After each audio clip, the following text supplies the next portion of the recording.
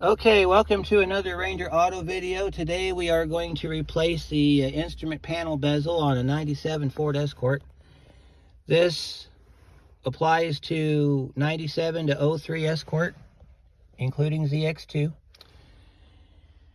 This is what it looks like when it's off. Okay, every one of these squares is a clip. And if you watched my previous video on how to take care of those clips, you'll understand what I'm talking about. And I took a minute and I removed this center section, which goes right in here, because if you don't remove that center section and you have no tilt wheel, you're going to have a problem. So step one is, if you were smart enough to do this, get all your screws out of your dashboard. Okay, there's 5 screws. There's 3 that go along this curve right here, and then there's 2. There's 1 hidden on each side of the knee bolster. To get the knee bolster down, you got a screw down here where my finger's pointing. You have a 9/32 screw or a T10 Torx bit screw, and they look just like the ones that hold the dashboard together. On this side, you have to take the hood release loose. And there's a nut on the back side. I forget the size of the nut. You can use a crescent wrench or a pipe wrench. And you just loosen the nut to where this hood release will fall down, and then this piece here will drop.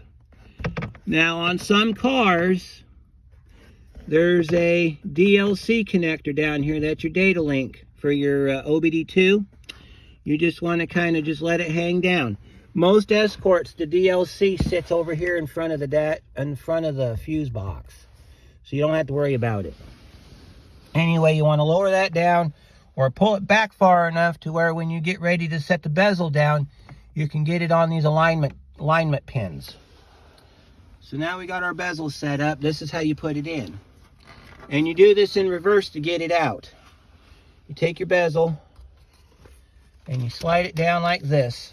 And you're just going to easy does it down in there. Notice how I got it in front of those 2 parts of the knee bolster. And you're going to roll it, just like I did. You're going to roll it, and you're just going to guide it in, just a little bit at a time. Because even though, the other thing you want to keep in mind is these will also break if you try to put them back in and you don't put them in right. You'll get fracture cracks. So what you want to do is you just want to kind of go over here and you just want to gently push. Push these in. You don't want to force it because you'll crack it right there. You'll end up with a big fat crack right there, and your day's gonna end real quickly. Another thing too is you want to be very careful when you push it in over here, because you'll get a crack right here. That's actually what happened the first time I went to pull this dashboard out. I wasn't paying attention to it.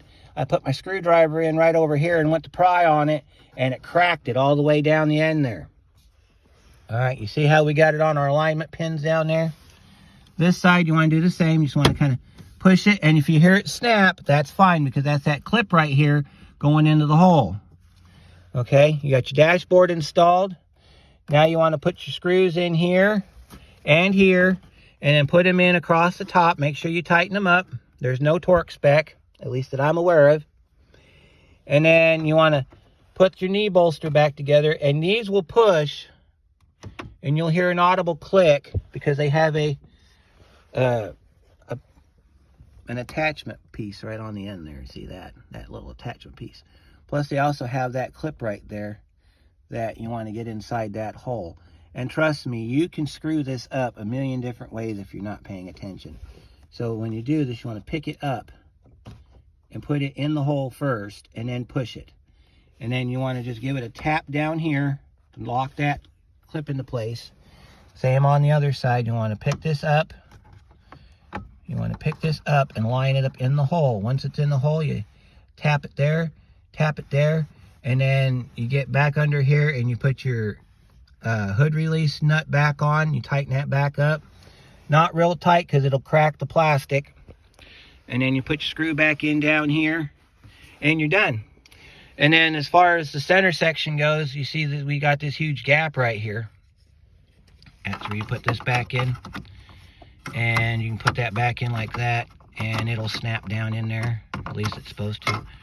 And you're all done.